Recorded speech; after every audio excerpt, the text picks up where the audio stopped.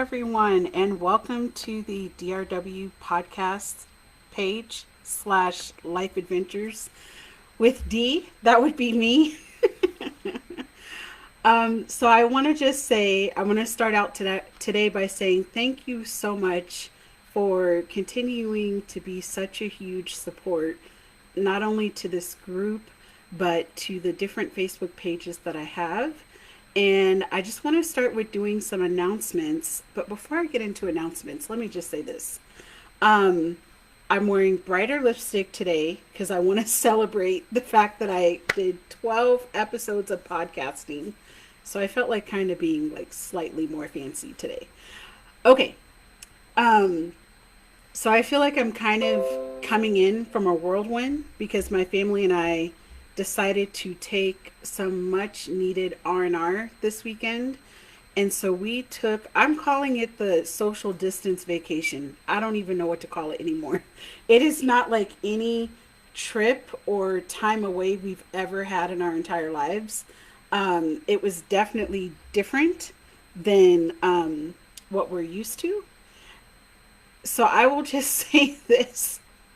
We were able, so before planning this like R&R getaway type of trip, we decided, I asked my husband and daughter, I'm like, okay, if we could stay someplace that's not a hotel, what are some things that you would want? My daughter's like, could it have a pool?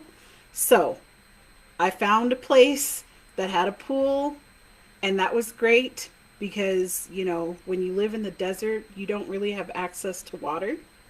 I mean, you do when you take a shower, but in terms of like going to a beach or a lake, you're usually, at least for us, we have to drive an hour to get to one. So we wanted to have a place where we could at least like put our feet in the water or swim for that matter. So, and priced at a reasonable price that we could afford. So thankfully, we did find a place with a pool, with living space and a kitchen because we didn't want to eat out all day long. I just don't want to do that. Hello to whoever just popped on. I can't see who it is. I just see the eye. So hello. And so in Tucson, the way they have everything set up, if you want to go to the zoo, if you want to go to the botanical gardens, if you want to go pretty much, I feel like anywhere that requires tickets, you have to buy those tickets in advance. So they have what's called a lottery system. And so this time I made it to the zoo. The last time I did not make it because they only had two tickets left. There's no way as you as a customer you'll know that. And I think they show the tickets like a week out. So today, if I were to look up tickets, I could see the tickets between now and next Sunday. Um, so I made it to the zoo. I went to the botanical gardens, and we also went to the Tucson Art Museum. I have been wanting, okay, the crazy part is I've wanted to go there for a really long time. Really, really, really, really long time. Because I love art. If y'all were in my home, you would see that I clearly love art. Whether it's my daughter's drawings or just photos I've done on my own, I just appreciate art. That's what I will say. I love the history that goes behind it, the culture. It just gives you such insight to the artist and like that particular time. Um, but you know what's so weird is that I have never, when I tell you the zoo, the parking lot appeared as it looked like I was like, okay, we'll probably run across like 20 families, maybe. No, there were literally, when we walked inside of the zoo, now granted, it was about 40 minutes before they were closing, which was fine. It was very intentional. If you've ever been to Reed Park Zoo during the summertime, you already know. It's not a very large zoo to begin with. A lot of parts of the zoo are closed because of COVID, but I've gone, I feel like a million times with school because, I was a preschool teacher at one point in my life. Um, and we would normally go through the zoo within an hour, hour and 15 minutes. Now, granted, I was with a class of students, so it's a little bit different, but I've been around the zoo enough to know that it's pretty quick. So the fact that I can count on one hand how many people we passed by that weren't employees.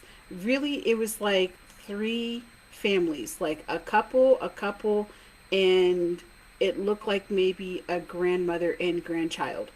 Three for a zoo.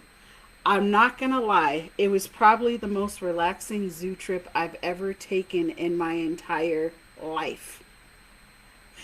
It just was so, it was so weird. And again, the animals seemed like less stressed too. It was really strange. They seemed like pretty chill. Um and I just wonder, like, just having the regular amount of people there, um if that just stresses them. I don't know. I've never seen the animals at this zoo in the middle of the day, because the zoo closes at 2. So for it to be 1:20 in the afternoon and I can see the rhino being active, I couldn't believe it. I could actually see the bear swimming in the water. Couldn't believe it. Um, Actually saw the zebras. Couldn't believe it. That normally never happens.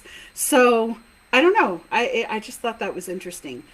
As far as the botanical gardens, oh my gosh, y'all know I love a good garden. I wish my garden could look like the botanical gardens. I wish. I truly wish, but I don't know if I'll be on that level or status. It was just so beautiful. I love the plants, the native plants. They even had a section talking about composting. Shout out to Nikki for the book Compost Stew. Um, I love that garden. I could see myself legitimately going the different seasons in the year just to kind of see what the garden looks like. So what I'll say, like starting out back and actually being outdoors for an entire year in my own like home space, I really love seeing the transitions that happen in nature, especially in the garden spaces. So I wouldn't mind going back to see what would this garden look like in December, and then go back like in, I would say, Aprilish, and then come back again, I don't know, like August or something. Like 4 times a year just to kind of see what it actually looks like. So, those were just my little adventures. They were fun.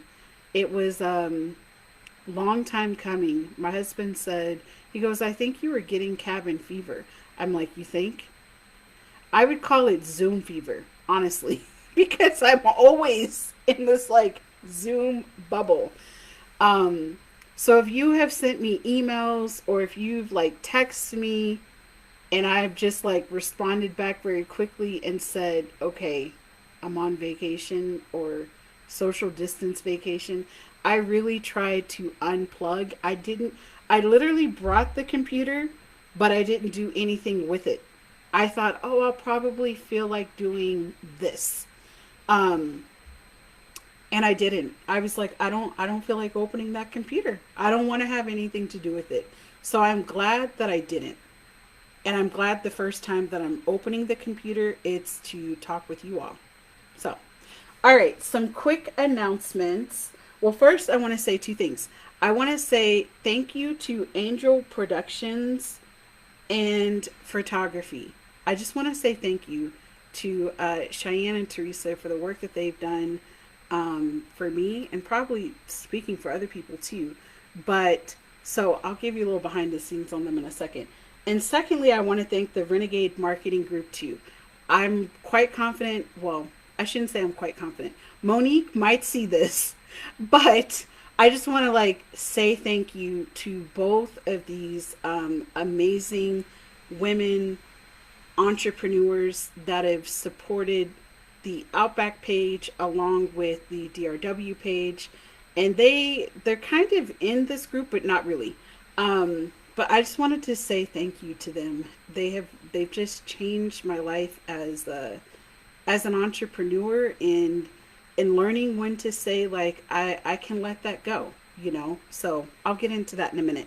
Okay, so I also want to say thank you to you all for your continued support on the DRW page. I'm super excited today because I'm interviewing Miss Jessica Paul, and that interview will probably come out in the next couple of weeks, give or take. We're still trying to decide if we're going to be launching interviews either every week or every other week. I think we're going to lean towards every other week. Um, but I'm excited to be talking with Miss Jessica Paul. Shout out to her. And then also, the City Chicks episode number 4 will be up on the Outback Learning page and in this group. I appreciate you all's support and watching the videos. They were certainly fun in filming them. I had, no idea that it was going to be, I just had no idea. And some of my friends are like, clearly, it's not that I'm not a fan of the chickens. I'm a huge fan of the City Chicks. I'm a huge advocate for the City Chicks, for them to live their very best life. That's who I am in their lives. But anyways, the City Chicks are doing well. They y'all will see this down the line, but they've got their own new. They've gone from their Motel 6 to their penthouse suite. That's what I'm calling it. Um, they've gotten an upgrade in their home. So if you can only see what they had versus where they're at, you'll understand. But those of you that have chickens, or if you try to do anything major during, I have to fix this lighting, during the pandemic, and I'm talking like early on, if you tried to do, I don't know, it just depends, but I'll just speak for us.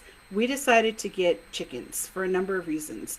Um, A, my daughter was interested. B, it was something one of the Outbacker parents was like, you should get chickens. And I thought, I'm too scared of like birds, let alone chickens. But it was something I did think about and consider. Um, so obviously we decided to get them. Hello to whoever just logged on. We decided to get them, but during the time in getting them, guys, let me tell you how hard it was to get them a home. The struggle was real between Cow Ranch, Tractor Supply, Walmart, Home Depot, and our local stores that we have here. You could not get a freaking chicken coop to say, like, we just couldn't get a coop. They were sold out. Everybody was buying chickens. We tried to thrift one. We tried everything. And it boiled down to Amazon. And I know how Amazon is. I know they're not treating their employees right. However, when it comes down to it, it came to a point where they needed a place to live outside. So you all will see that coming up in this week's episode. But gosh, it was a struggle. It was a struggle getting anything. And we live rural, so even though we're the larger town in the county, it was hard to get anything. So anything that we could get, we were just happy, like, oh my gosh, we can, because they were growing out of the container. Anyways. So we always knew that we would end up having to buy another space for them. This was always going to be a temporary, but this was the best that we could do. Hello to the second person that logged on. I can't see who's logging on, but thank you. All right, so that's another announcement. So thank you for supporting the City Chicks. My third one is that you all have probably noticed I have changed the name of the group from just DRW Black in Nature podcast series to DRW Podcast and Life Adventures. I've been saying this in the announcements that this group is going to start shifting a little bit more to go with the brand itself. And the brand of like DRW and Outback and all that other stuff. But like I said, you all get the behind the scenes of what's going on every day, or weekly, I guess you could say. And so, but anyways, so the name has changed, and that's what's happening. It's changed to reflect like, what is this going to be moving forward? So, my last thought, or what I wanted to say, is that I can't believe that I somehow managed to record 12 podcast episodes about my own experiences outdoors. I just can't even believe it. I was so excited. Okay, those of you that live in Arizona, and maybe this is outside of Arizona too, I got a large Dutch Bros coffee. I did it intentionally because I was like, that's my celebration drink today. A large Dutch Bro. That's my drink for the day. So, I'm so excited that I reached 12 episodes, and it was so weird the other night when I had recorded the last episode. Um, I was like, oh my gosh, 12 episodes. And for some reason, I was feeling kind of emotional about it, which was weird. It was not anything that I had expected. I didn't expect to feel any kind of way. But it was something about recording that last episode and just really sharing with the listeners how this journey started in the first place. And then when I think about this group, part of what Monique and I would talk about, she's like, at the end of the day, anybody that's got a platform, you're leading in some sort of capacity, whether you want to be a leader or not. And the question was like, what are you going to do? And I thought, I don't know. Like, I don't know what I'm going to do. What do you mean I have to lead? I just wanted to record my stories. And she's like, it's more than just recording the stories. What are you going to do? And she would always talk about doing Facebook Lives. And I'm like, I can't do Facebook Lives. Like, what are you talking about? Um, and so somehow I got the courage to do this. And I pulled this group together. I shared it with you all, those that wanted to join in. And I believe we've done 10 Facebook Lives, 10 or 11. We're pretty close to it. And I just can't believe it. I cannot believe that we've been doing this since June. And it's about to be October this week. That in itself chokes me up just a little bit thinking about it. Because I had to step out on my own faith and step out and be comfortable being in this space. And I didn't know if people would be interested in listening to me gab for 30 minutes every week. But somehow you guys show up. I think in all the episodes, maybe there was one where nobody showed up, but I still think there was like a valuable lesson in that, because that was something I also learned, like being a podcaster. There's going to be weeks where you record things and nobody doesn't listen. Or one week I could have 50 people listening to an episode and the next week have 8. And you have to be able to sit in that and be okay with it, And I think I say that because I feel like I live in a world where it's like I feel like there's always so much demand. Like, okay, if you do a podcast, then you gotta have so many people listening and so many this. And at the end of the day, it's like, but those that listen, maybe they're the ones that needed to hear what you had to say. And that's it. And it's okay, but it's out there forever. So whoever, happens to stumble across this podcast, they'll be able to listen to an entire season about myself and my family's outdoor experiences, and then whatever other future podcast series that we end up doing. But it was just something powerful about that. Hello to whoever is watching. So I just wanted to say that it's just been such an honor, and I'm just grateful for the experience. As I mentioned, it was the Christian Cooper story and his experience, the Blackbirders Week, all the hashtags. I couldn't keep up with them after a while in participating in them, but the podcast was like my way of saying the hashtag was not enough. I wanted to do more than just the hashtag, and it's like, what else could I possibly do for people to know, like, Black people have always been in nature. I've always been outside. But what my nature experience looks like versus my next door neighbor or my friends, it's different. But it's okay that it's different. There's nothing wrong with, this is what I do when I hang out in nature.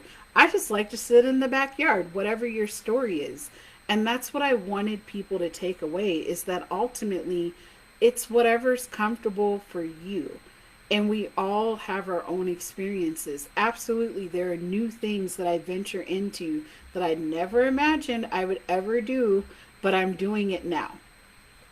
And I think it was in the first Facebook Live where somebody had asked me, like, what are some things that I want to do out in the outdoors?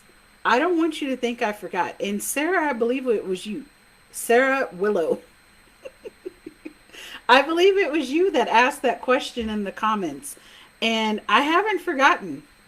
I'm still pondering, and occasionally, because I have a note in my phone, and I just add things to that list. When I feel like I've either reached 3 things or 5 things or 10 things, I don't know, then I'm definitely going to make that like public, I guess.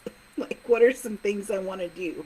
Because there's definitely a lot of things I haven't done, um, that I'm kind of like, huh, that's a good question.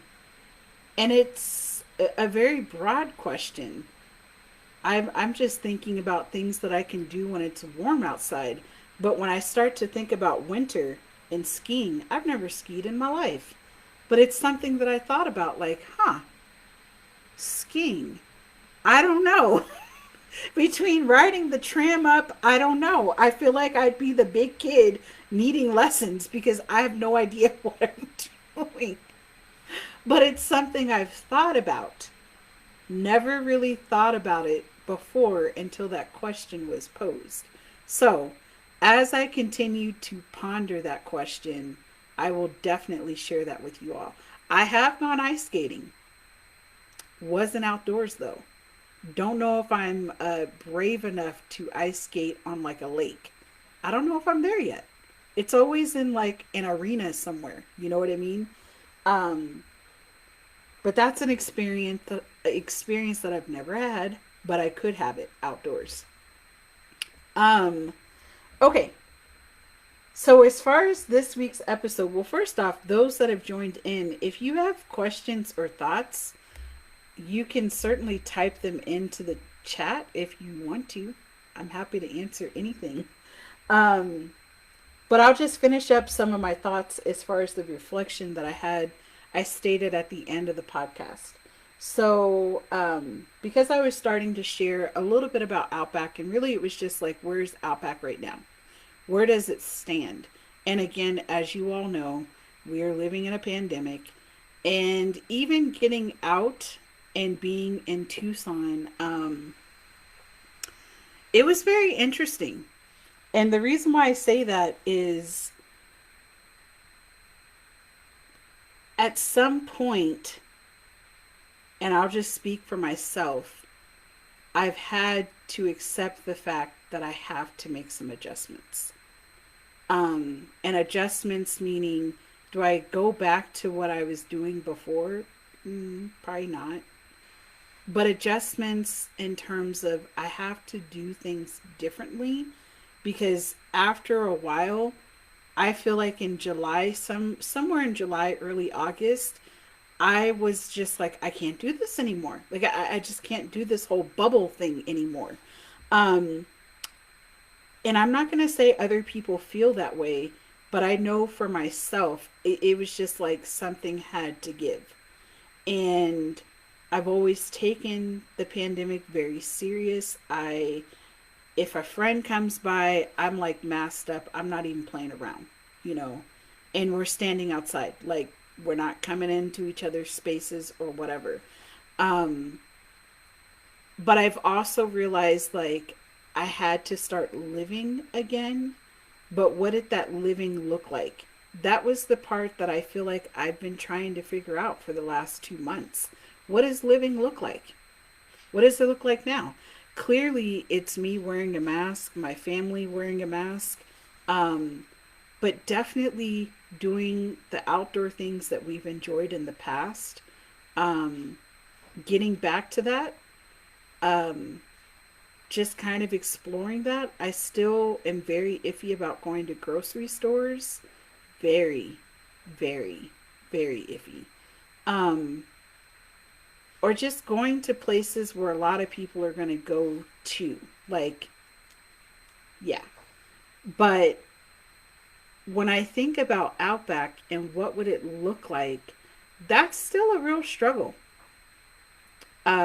If I have to think about a year from now, because part of what we do contend with in Arizona is the heat. And I will tell you, and those shout out to those that live in Arizona, shout out to the folks that live in Tucson and Phoenix, where you're dealing with triple digits for months. So to have to cover your face like that outside, guys, it's a real deal. It's a real deal, you know. Um, it's hard, and I'm speaking from experience from just the few things that we did this weekend, and it was completely outdoors. And when I think about young children, I just have a hard time with that. I don't want to ask them to wear a mask.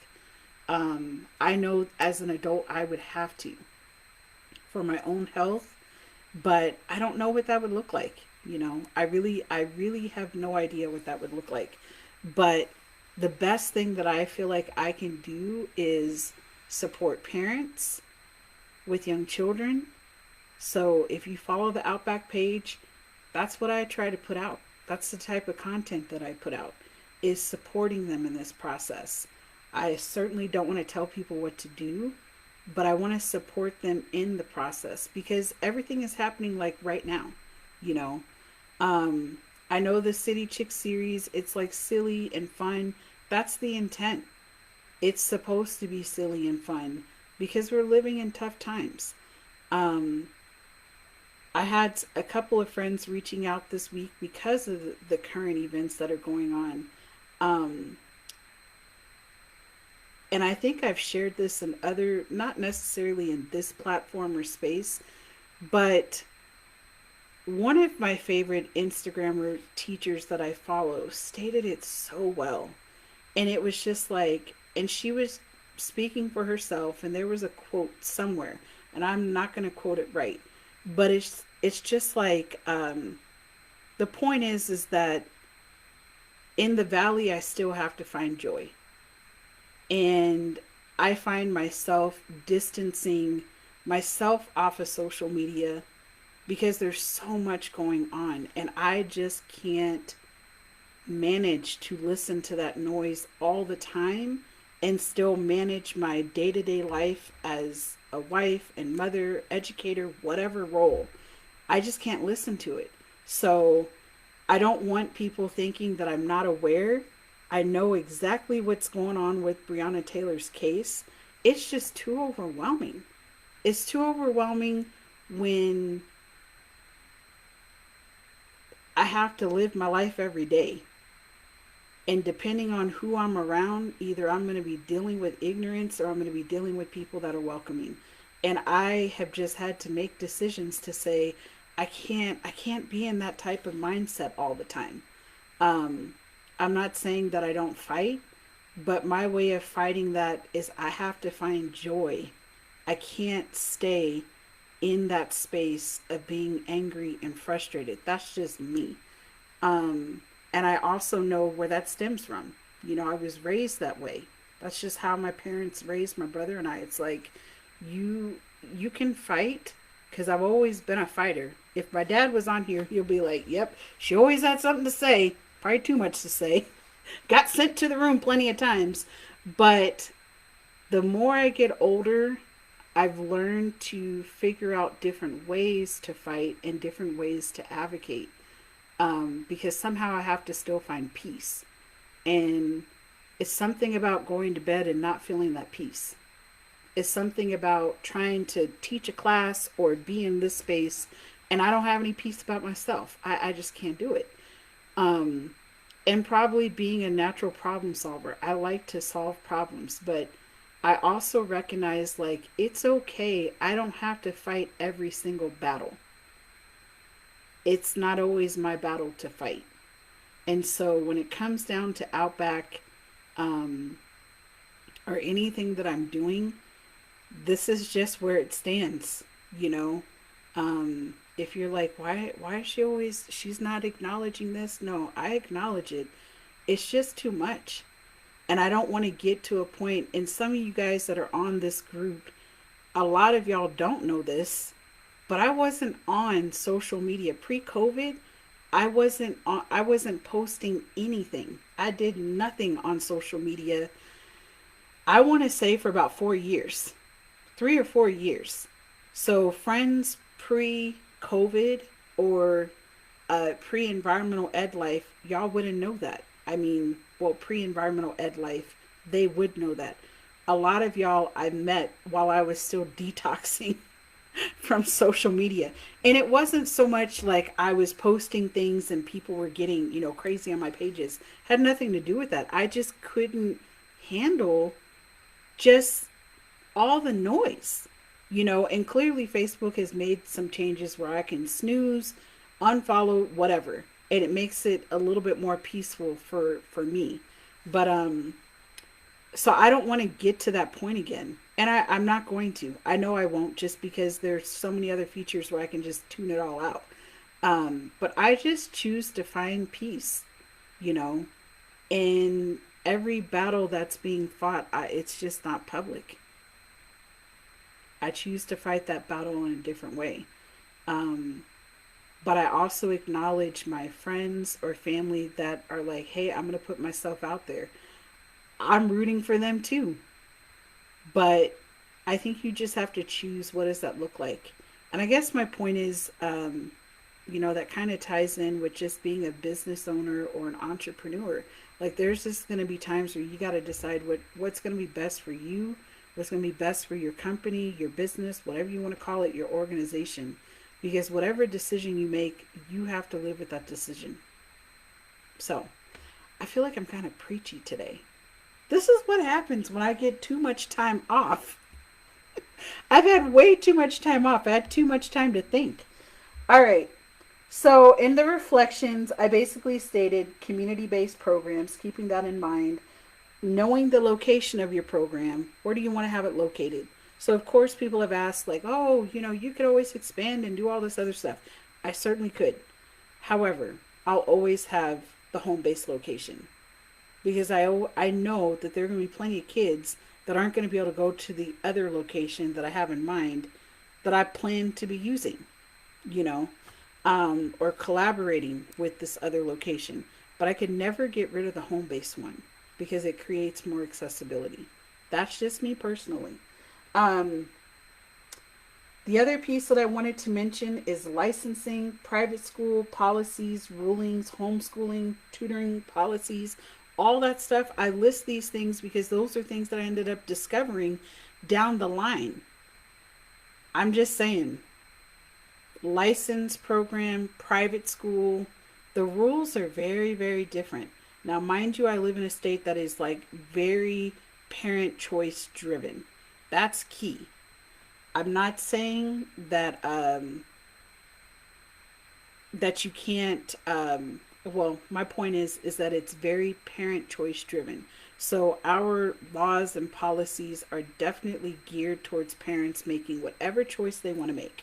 So if you don't want your kid to be in public school, you can go to a charter school, you can go to a homeschool, you can do homeschool and hire a tutoring service to do the work with your child. A lot of our scholarships and vouchers are set up that way too. Again, from a business perspective, like, being aware of other ways that you can bring in funding is really key. Pardon, I'll share this little note. I would have never thought to even market Outback to do homeschooling, working with homeschooling students. Never. But somehow two of my kids ended up coming from the homeschooling community. And one of them used a scholarship. Because I happen to be a certified teacher, I was able to submit everything for our statewide scholarship system. And they just needed, like, I think it was my degrees, a picture of my teaching certificate. There was something else. But really, they just needed the degrees and pictures of the teaching certificate. But the parents basically filled everything else out. Hello to whoever just joined in. I cannot see any comments. So if you're making a comment, I have no idea what you're saying. I feel like I'm going to get off of here and suddenly see comments, and that's just going to freak me out. Facebook is doing strange stuff. They keep upgrading. Um, but anyways, one of my students actually ended up using the scholarship to pay the tuition to go to Outback. I'm saying this stuff because if you want to get into this type of work, you really need to be aware of what's out there, because you have to look at it from a company business perspective. And then, of course, there's insurance and all these other overhead costs. It's the overhead costs that you really have to pay attention to, um, because that's going to determine how much you charge for your program. Again, these are just things to keep in mind, just throwing it out there. And then lastly, and I should have put this first, but I feel like I kind of mentioned this early on, but keeping in mind your inclusive and equitable practices for your program. So for me, I want to keep this home base program or Outback to be, there will always be a home base site. And it's very intentional, because if I decide to branch out, whether it's out of the city limits, or maybe it's within the city limits, then I have to start thinking about transportation. And I don't know if I could afford to add transportation. That's more liability as a company slash business owner. Like, there's a lot of liability that gets involved with working with kids. So by having the home base location, I know that there it creates more accessibility for those that can't, parents can't drive out of town to get to an out of town program. They just can't. It'll never happen unless I create something to where I can create some sort of transportation to get there. At this present time, that's not an option. Not saying it can't happen in the future. Just at this moment, that's not an option. So just keeping those things in mind. And then also, I mentioned very early on, I'm so sorry I'm going like much longer than I anticipated. See, I can't take no time off. I can't take it off. I gave a shout out to Angel Productions in photography and Renegade Marketing Group. I wanted to mention them one last time. So, the production side of things, if you're in this group and you've listened to the podcast, the writer, editor, production, the marketing person, and whatever else I have forgotten to mention in that process, that is all this gal right here. Nobody is running this group but me. Nobody's running that podcast but me. So if you hear an extra I trip up on words, that's me. And if you've ever had to edit anything in your life, trust and believe. I have some moments where I'm like, that's it. I'm not re-recording that. And I'm not going back to try to take it. No, no. I share that with you all because there's certain things that I had to make some decisions on. And I believe I mentioned in the podcast this week that I knew that I was going to need help. I knew that. I didn't know what that meant, what it was going to look like. I had no flipping clue. I knew I wanted a website. I was like, I need a website. But I had no idea when I started working with an actual like marketing expert, and not just like marketing expert, but like marketing expert when it comes to content and social media. I had no clue. No clue. I've learned a lot. And if I'm in any committee with you, you probably, Ellen, you know I'm talking to Ellen right now. You have seen growth because I can talk about some marketing. Am I an expert? Absolutely not. This is just things I've had to learn along the way. And if it wasn't for working with a marketing company, with a marketing group, I wouldn't know a quarter of what I know. So if I'm in a group with you and I say something about marketing, it's because, honey, I got my own battle wounds. If you look at the Outback page from a year ago and you look at it now, you'll see the change.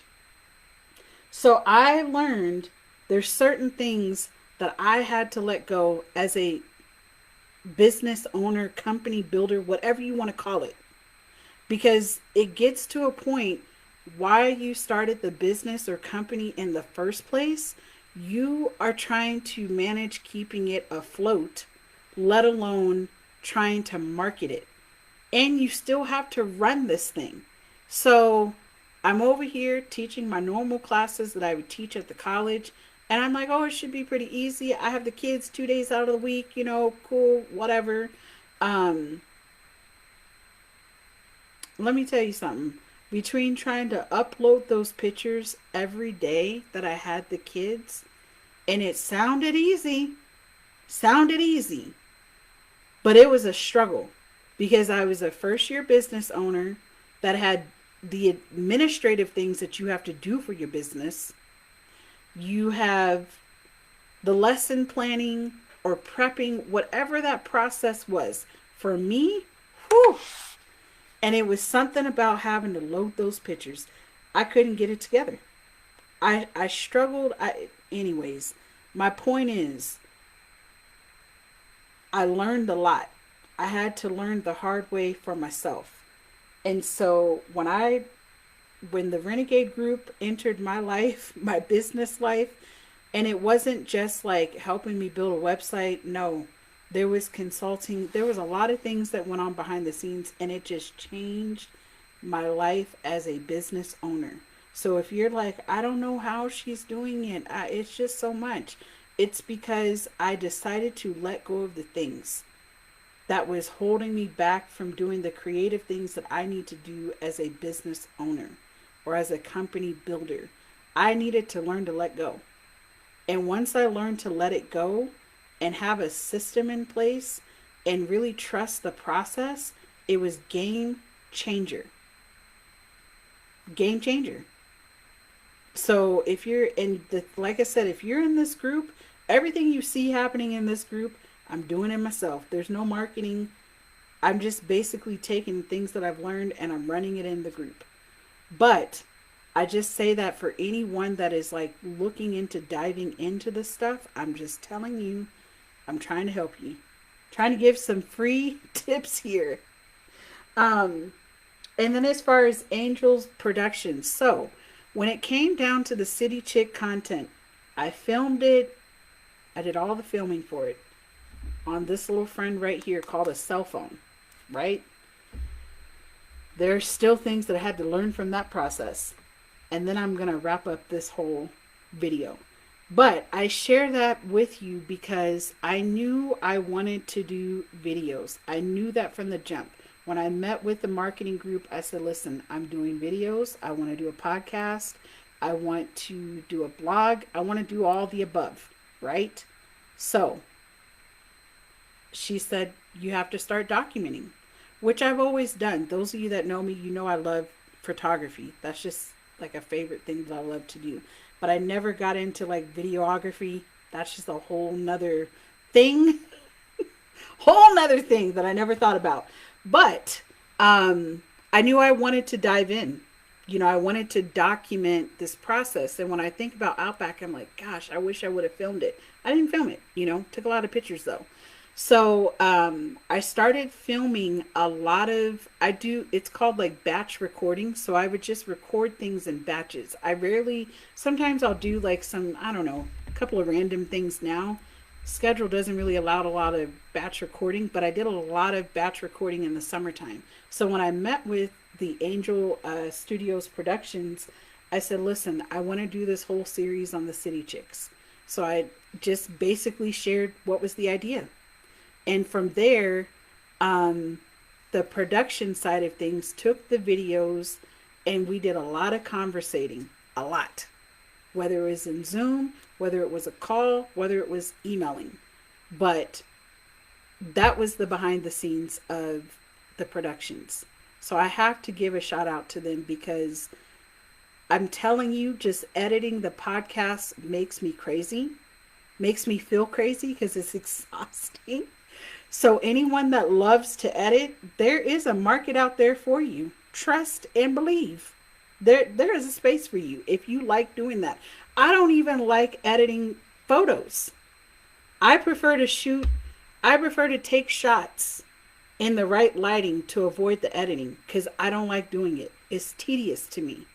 But working with the production, that's how it's all managed, you know. Um, and there's a lot of different ways in which you can do editing or have someone edit your videos. So I just wanted to share that. And then lastly, yes, I can do like in-person photography. It's not my favorite thing to do. I don't really like to take pictures of people, or doing portrait sets of people. I can do it. But again, from a business perspective versus hobbies, you have to learn. For me, I had to learn to just separate the two because when you're trying to run it all, you got to figure out what you got to let go. So for me, it was letting go of the editing for videos. I said, I'm gonna let this one go. I'm letting it go. I'm not even gonna stress myself anymore. So I don't stress myself out about it. But that was something that I didn't know. You know, I had to learn that through marketing. And then lastly, when it comes to marketing, and I would have never thought of this, never would have thought of it. Whether you have a phone or an actual camera, or maybe you want to hire someone, it's totally up to you. But getting those professional shots is really helpful for your business too. So I just wanted to share that with you all. If you were typing in the comments, I didn't see nothing. Nothing. I have no idea. I want to even check my phone and see if it's coming up on there. Because I have no idea. But I just wanted to share that with you guys today. Um, I'm looking at my phone to see if there's anything coming up in the group chat. There's only one comment. Jessica says, yay to homeschoolers. See what I have to do? I'm on the computer. Why? Why Facebook? Shout out to homeschoolers. All right, I'm going to hop off of here. It was so good to just gab for 45 minutes. Clearly, who knows what's going to happen? This is what happens to Deanna when she gets a little bit of time off and shuts it down. I got too much to say. Thank you for the 2 people that joined on. I appreciate the support. I know it's a longer video, but like I said, I'm just coming off of like a little mini COVID pandemic vacay, masked up and chilling. That's what it was. I'm excited. First episode of City Chicks will be coming out not this Thursday, but the following Thursday. And I'm super proud of my daughter. She's already started to record and she's like, my voice is scratchy. It's kind of funny. But anyways, she's in the background. She's like, it's not. It actually sounds great. It's funny because as a parent, I'm like, gosh, she sounds about as calm as I do. So I hope it sounds just as good as, not just as good. People tell me my voice is calming. I don't know how true that is. But I think it sounds great. I think it sounds amazing. So I'm just proud of her. I'm just like a proud parent. And those of you that are parents, you understand. Or an aunt, uncle, whatever role you play in children's lives. It's great when, I don't know, when kids can be a part of something that you're passionate about. So, all right, friends, continue to be blessed. I'm going to keep celebrating with my Dutch Bros coffee. I wish there was a way I could shoot off confetti, but I can't do that. I could, but I don't want to be cleaning up confetti. So, plus it's not good for animals. Anyways. All right. Be blessed in nature, friends. We will do this in one more week. I'm off technically this week for fall break. So, who knows? It could be another 47-minute next week. All right. Take care, friends. See you in a week. Be blessed in nature.